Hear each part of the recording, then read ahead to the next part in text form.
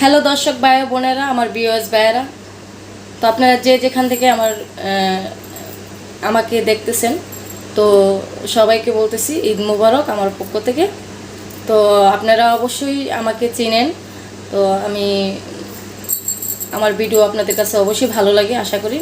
তো ভালো লাগে বিদায় আপনারা আমাকে কমেন্ট করেন বা আমার ভিডিওগুলো শেয়ার দেন। তো আপনারা যদি আমার কীরকম নাটক ভালো লাগে বা কীরকম গল্প ভালো লাগে, তো অবশ্যই আপনারা কমেন্টে জানাবেন।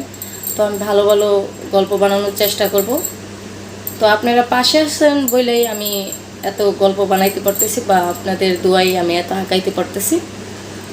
তো ইনশাল্লাহ আপনারা কমেন্টে আমাকে জানাবেন যে কীরকম গল্প আপনাদের ভালো লাগে। তো আমি আশা করব আপনাদেরকে এরকম গল্প দেওয়ার জন্যে।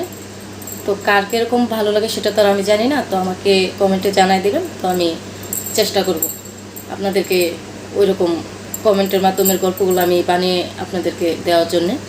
তো আর বেশি কিছু বললাম না। তো আপনারা ভালো থাকবেন, সুস্থ থাকবেন। আল্লাহ হাফেজ।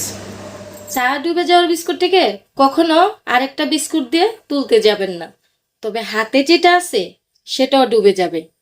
ঠিক তেমনি আপনার ঘরে স্বামী রেখে বাহিরে পর পুরুষ খুঁজতে যাবেন না, তাহলে আপনার ঘরে যে স্বামীটা আছে সেটাও চলে যাবে।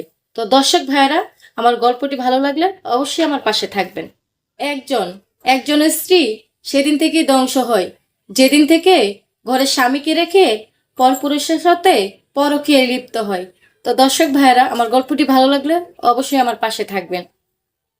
এই যে এই বাচ্চার জন্যই তো সংসার করি, আর না হলে কখনো তো সংসার করতাম না। এসব কথা যেসব নারীরা বলে তারা হয়েছে জাহান্নামী। তো দর্শক ভাইয়েরা, আমার গল্পটি ভালো লাগলে অবশ্যই আমার পাশে থাকবেন। চায়ে ডুবে যাওয়ার বিস্কুট থেকে কখনো আরেকটা বিস্কুট দিয়ে তুলতে যাবেন না, তবে হাতে যেটা আছে সেটাও ডুবে যাবে।